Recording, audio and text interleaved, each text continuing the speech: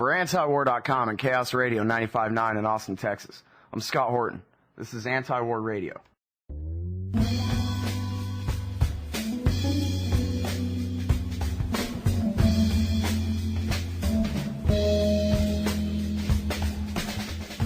All right, y'all. Well, you think I hate the government. Check out this guy, Lew Rockwell. Welcome back to the show. Lew, how's it going? Hi, Scott. I'm fine. How are you doing? I'm doing great. Glad to have you back. Happy post-taxation day. Yeah. Well, and to you, too. Everybody, Lew is the proprietor of LewRockwell.com, which is the biggest and most important libertarian website on the Internet. Go look at it. It's L-E-W, Rockwell.com, and he's the president of the Ludwig von Mises Institute. He wrote a couple of books. The last one is called The Left, the Right, and the State, which belongs, through your eye holes in your brain, as well as all his great articles. And Lew, I ain't going to lie to you. I sit here and I leave your blog open in one of my tabs all day long and hit refresh over and over again. It's great. Oh, well, thank you, Scott. All right, so now here's my problem. I got a chip on my shoulder. Uh-oh. Well, so I just interviewed this guy named Syed Salim Shahzad, who's a reporter for the Asia Times. And he was in Islamabad, Pakistan, which means that ipso facto, my rights were just violated by the national government of the United States. One end of the phone conversation was in another country, and so the Fourth Amendment does not protect me.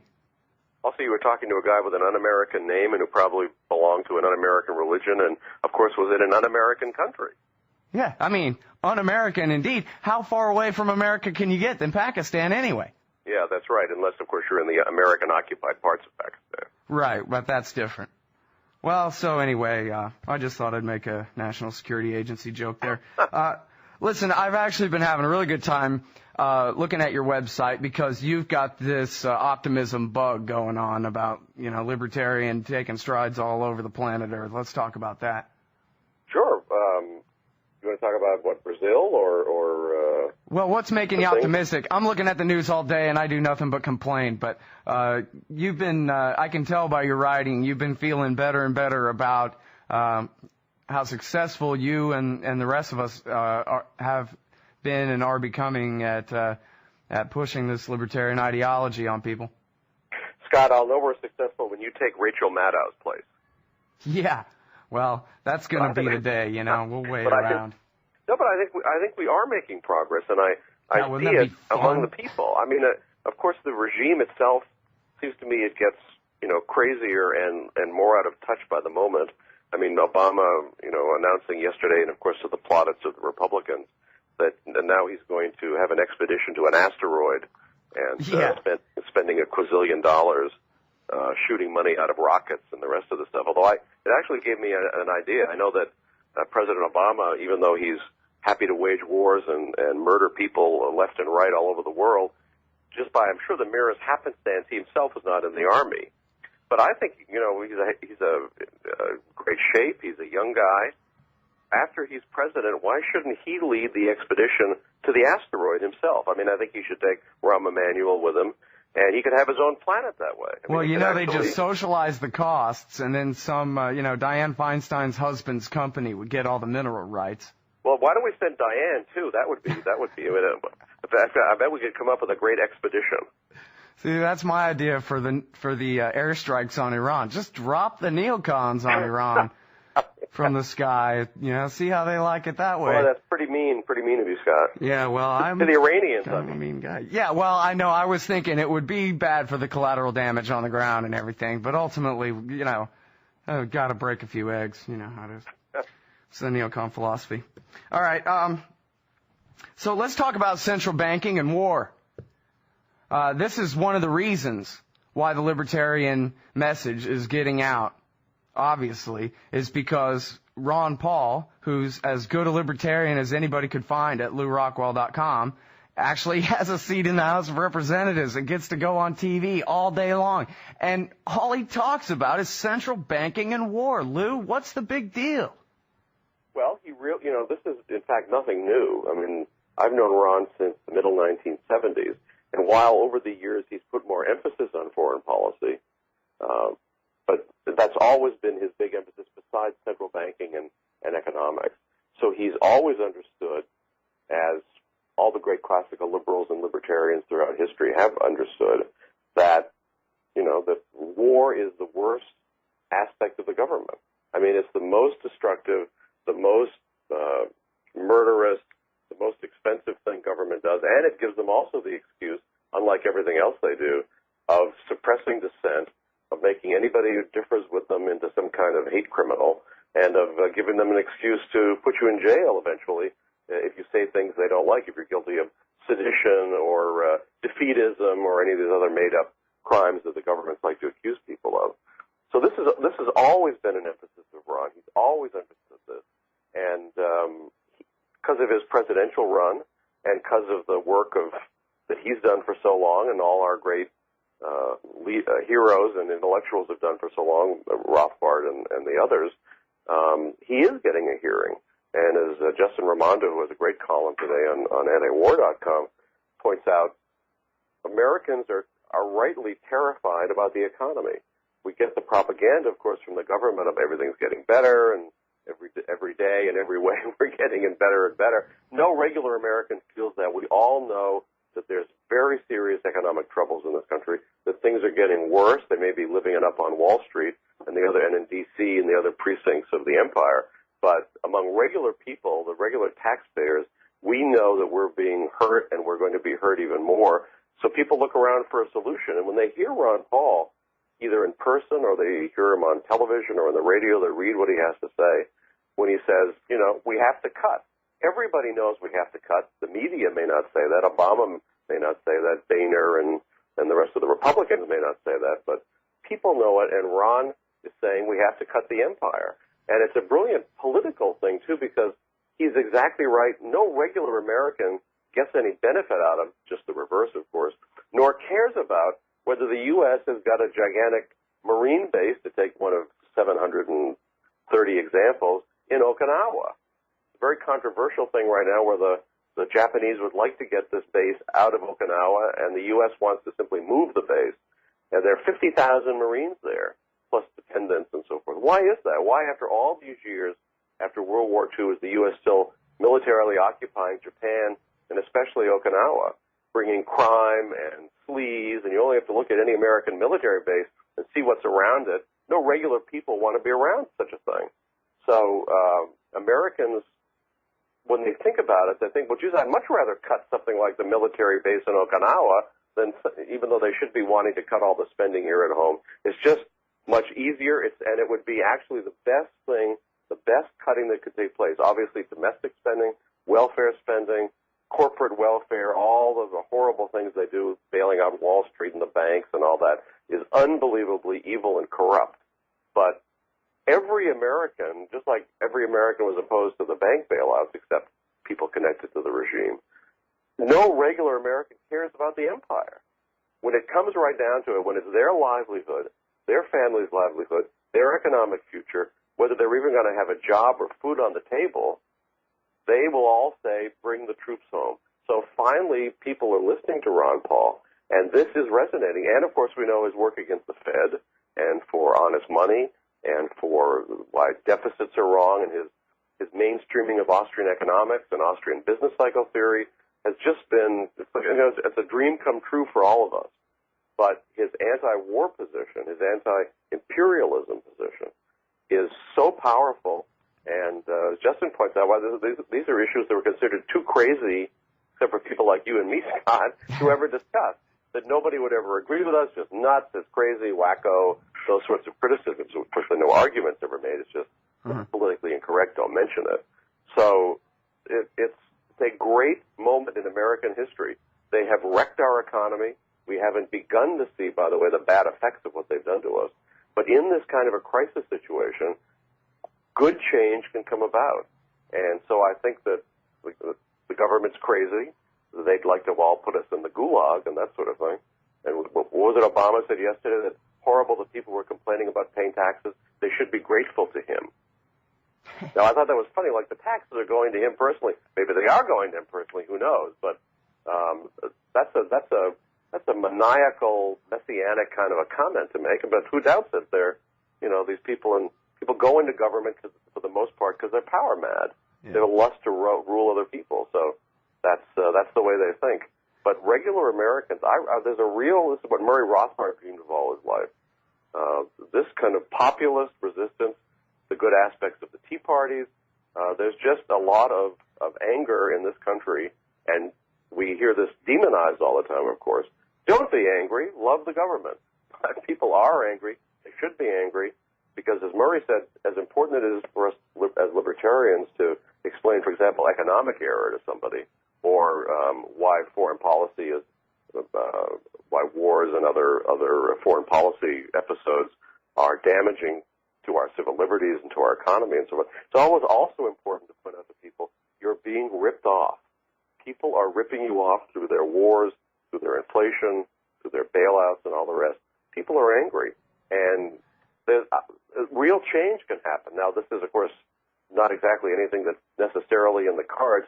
We have to make it happen. We have to educate people. We have to stir up people, and we have to do everything possible to bug the media. If they're getting upset, you know good things are happening. Right, yeah, well, and they are certainly upset. It's almost funny to watch, except for the scary part. Well, anyway, here, I'm going to make up a quote that I'm sure you've heard a million times. I'm making it up as a quote of something somebody told you, but it's the same thing that they've told me, which is that, wow, I was a young Republican warmonger until Ron Paul ran for president, and then I realized, oh, yeah, that old guy's right about all this.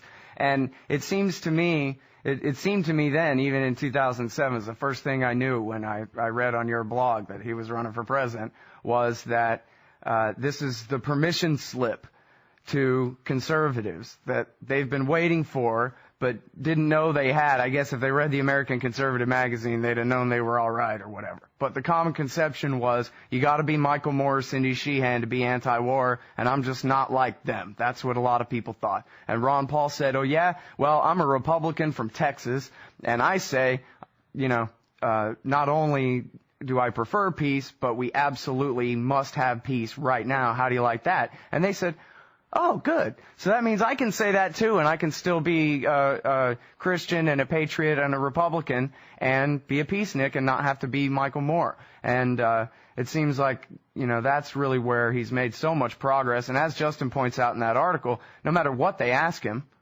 well, what are we going to do about Social Security, Ron? Well, we've got to end the empire. And first thing we got to do is get out of Iraq and Afghanistan. That'll fix your Social Security. It seems like... maybe there really is opportunity for the libertarians to lead a left-right coalition to really end the war. Because, this is, to me, Lou, I'm sorry to just go on and on here, but to me, the most important thing is stopping the war. Having all of my libertarian agenda in the future, history of humanity and whatever, great. But right now, the most important thing is America's relationship with the other countries in the world, particularly the ones we're occupying, and the absolute destruction of whatever traditions of liberty we have left in this country in the name of that war. And it seems like, we can't just get all conservatives and liberals to become libertarians, but we can lead them and form a new coalition, as Ron mentioned on Larry King last week. He used that term, the new realignment, and get the progressive left and the paleo right, led by the Lew Rockwells of the world, to really put an end to this empire post-haste, before the collapse, just because it's the right thing to do. Ron has such an amazing facility for explaining things in a way that just pierces people and makes them think. I mean, when you hear the typical guy in office talking, you turn it off, right? Even if somebody you really don't mind, you can't listen to them too long because it's all balderdash. But with Ron Paul, he's got that facility. I mean, I'm just on a slightly different topic. I remember him talking about at one point about the bank bailout. And he said, I'm not for the Fed ever printing money. I'm not for the federal government spending, all this deficit spending. But he said if they had to spend that amount of money, what they could have done if they were concerned about actually stimulating the economy was to abolish the federal income tax for a year. Get rid of every single American's income tax. Well, that's the kind of thing that somebody's thinking about. Hey, wait a minute. You mean I could have paid no income taxes or J.P. Morgan and Company and Goldman Sachs could have gotten richer? That's not a difficult choice to make. So even if people aren't quite ready to come along with us on what's wrong with the Social Security system, which of course has been a horrible program, economically extremely damaging from the very beginning, when Ron says, look, Social Security is going to have to be cut, but we don't have to do that right this minute. It's morally and economically and important in every other sense to stop the wars. And, of course, this is why your anti-war radio is important. You've always been a leader on this. And this is the important issue. As Rothbard always said, this is always the key issue. And conservatives, to quote Joe Sobran, he said conservatives are opposed to all big government programs unless they're killing people. But that wasn't always true.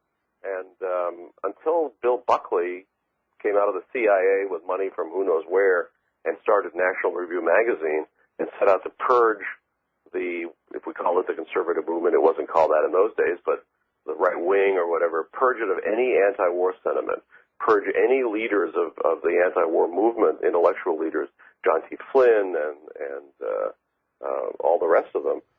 Until that happened, there was an anti-war old right tradition. Murray Rothbard's book, Betrayal of the American Right, goes through all of this, about what happened, what was better about the past on this issue, and why it was all changed by Buckley. But Ron Paul is changing it back. I mean, well, let me just interject real quick that just so happens that today on LewRockwell.com is Murray Rothbard's Chapter 11 from that book, A Decline of the Old Right, and it's about how the CIA used the Buckley regime to take over the right wing, and it's I've read this one before. It's really good. So I'm sorry. Please continue there. No, and of course, and you're right to talk about the CIA again, because this is also where the neocons came from. I mean, Irving Kristol and company came out of the Congress of Cultural Freedom, which was a CIA threat organization. That gave them the money to start their magazines, gave them the money to propagandize for the warfare state. And this is what the CIA's, some people seem to believe the CIA when they say they weren't involved in domestic affairs, although it's legal for them to be involved in domestic affairs. Now they're, of course, openly involved in domestic affairs. Well, it's funny, too, because it's the official history that everybody knows that the CIA funded the so-called moderate left throughout Europe all through the Cold War to keep them anti-commie and keep them in NATO and that kind of thing. So why would anybody think that they do any different with the right wing? Make sure and keep them pro-war and pro-banker. But we're not supposed to have any bad thoughts about the CIA. Why, Scott, they're protecting our country from terrorist attacks. You know that. Oh, man, am I in trouble if I'm not supposed to have bad thoughts about the CIA? Boy, oh, boy. Just the bad thoughts that former CIA agents say on this show about the CIA could, boy, cost me. Well, it's an organization, if we just want to put it as a thumbnail sketch, that engages in murder, theft, lying, and, meddling in other people's lives overseas, meddling in people's lives here, framing people, framing the innocent, torturing people. It's, of course, a criminal gang. The whole government is a criminal gang, as Rothbard said.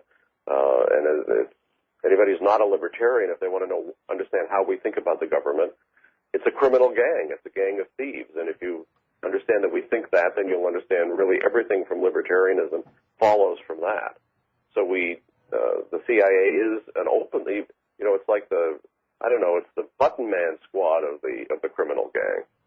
So, yeah, it's a particularly bad bunch, and the idea that we're supposed to love them and have their former leaders be our presidents, as in the case of George H.W. Bush and Bill Buckley, and there were many of the conservative intellectuals in the 1950s and 60s who came out of the CIA, and we're supposed to think this is a happenstance? No, of course it was a deliberate, very, very successful domestic propaganda effort that hampered and wrecked for a time the right-wing anti-war movement. But it's all back. And you're exactly right. Ron Paul makes conservatives realize you don't have to be for murdering people who look different from us or have a different religion or for the sole reason that they don't want to obey Obama or Bush or whoever is the dictator of the moment.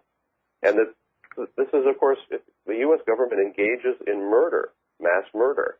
And just because people wear government suits when they're murdering people doesn't change the nature of the act. It's still murder. Just like people may be wearing government suits when they steal your money, it's still theft. So this is the key issue. It's the most important issue. It's always been, ever since Buckley, the most difficult issue. But as you say, it's all changed. Ron Paul has changed it. And I hear, like you do, from, I can't count how many people of all ages, young people especially, but people of all ages, about how they were sort of unthinking neocons until they heard Ron Paul. And typically they'll say, when I first heard him, I thought, well, that's just nuts. But then they say, well, I began to think about what he said, and I thought, well, wait a minute, that makes sense. So Ron Paul has that effect. I can tell you that Joe Biden has never had that effect in his life. Or the other, no question about that. Never made anybody rethink something. Oh, well, maybe some people at AIPAC realize, wow, I could vote Democrat or something. So Ron is just, he's an amazing man. He keeps getting better. And he's always been a good speaker, but he gets to be a better and better speaker. He's just can explain things so well. Lew, in a poll, he was 1% away from the sitting president.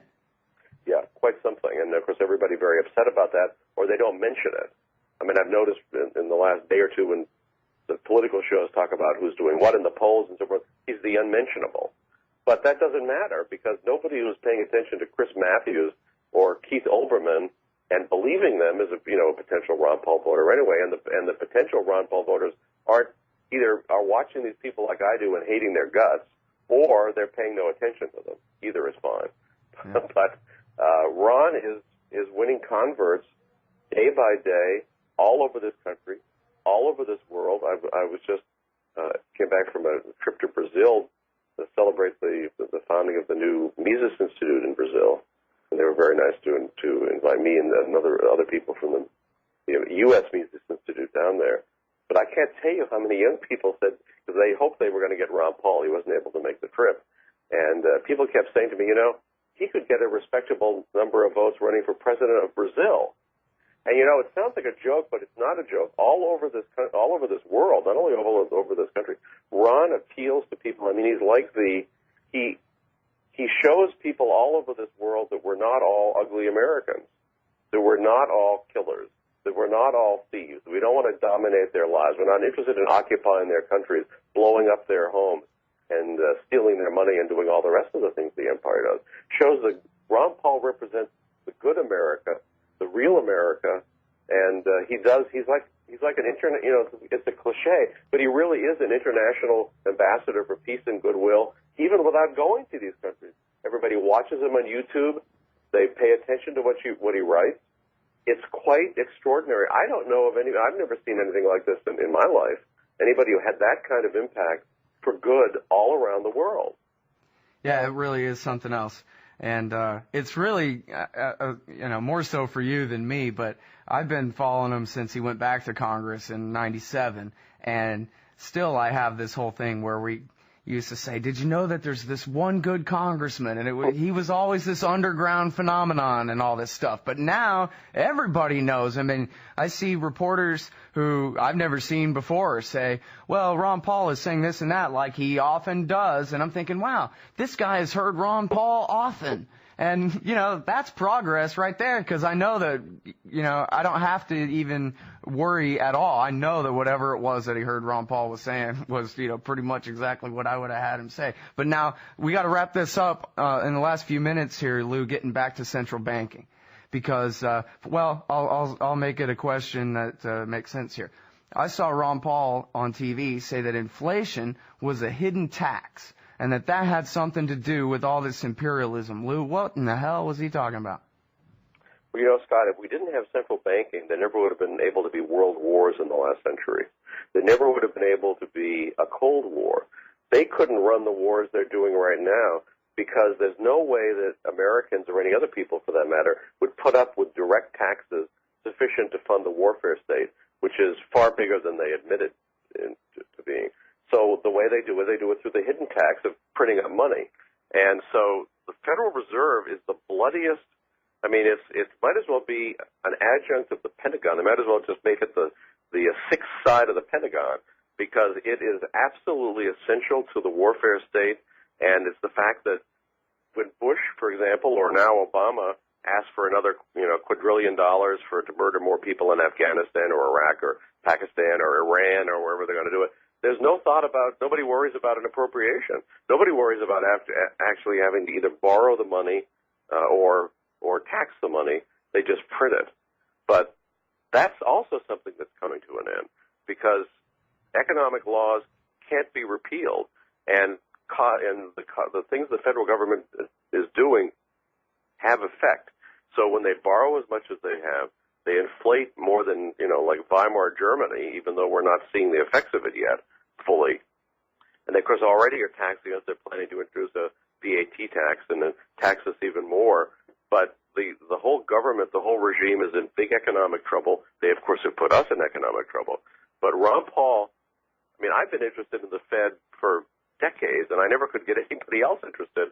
Ron Paul, in his campaign, got millions of people in this country and all over the world to think, hey, wait a minute, here's this organization. It's not just a name on the bill in my pocket. It's ripping me off. It's ripping me off, lowering my standard of living so that the merchants of death and the merchants of fraud on Wall Street and in the banking industry can get rich at my expense. He made people interested. He explained how it causes the business cycle, why things like our present recession, depression are exactly the fault of the Federal Reserve, and again, why we could not have the wars, the killing, the murders, the oppressions, the corpses piled mountain high, as they have been ever since central banking was introduced in the U.S. in 1913. Well, just to bring that right to that without it. Just to bring that right to the ground level, if people just remember back how it was in 2002 and 2003, they promised this Iraq war specifically was going to be free. That whatever's slight cost, a couple of few tens of billions maybe, would be picked up by the Iraqi oil, and you get a stimulus check in the mail and a tax cut. And so, come on, we're going to war. And they could never have done it if they said, all right, this is going to cost $3 trillion. Everybody, you just got bumped up 2 tax brackets. How do you like that? They could have never done it. It's as simple as that. No, and there's something that historians talk about is war fatigue. And what they mean is wars have typically stopped in history because the taxpayers finally just had it. However, we haven't had that check in this country because of central banking. So it's Ron Paul. It's the cause of peace as well as the cause of economic prosperity, the cause of justice, and the cause of just our standards of living and our children's standards of living. To get rid of the Fed, to target the Fed, to educate people about the Fed. So in what he's done in attacking central banking and attacking the empire, the two most important things, and what a great moment it is to be alive as these start to resonate with the American people. Right on, everybody. That is Lew Rockwell. He's the president of the Mises Institute, the author of The Left, the Right, and the State, and proprietor of LewRockwell.com. That's Lew, Rockwell.com. Thanks very much, Lew. Thank you, Scott.